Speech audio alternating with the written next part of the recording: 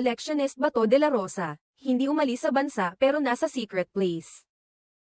Nilinaw ni re-electionist Senador Ronald Bato de la Rosa na hindi siya umalis ng Pilipinas at hindi rin nagtatago, kahit na may banta ng arrest warrant mula sa International Criminal Court, ICC.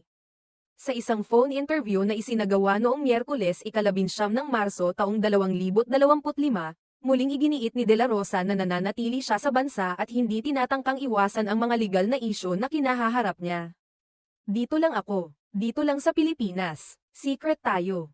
Bakit tayo aalis sa Pilipinas? Sagot ng senador sa mga mamamahayag na nagtangkang kumalap ng impormasyon tungkol sa kanyang kasalukuyang kinaroroonan.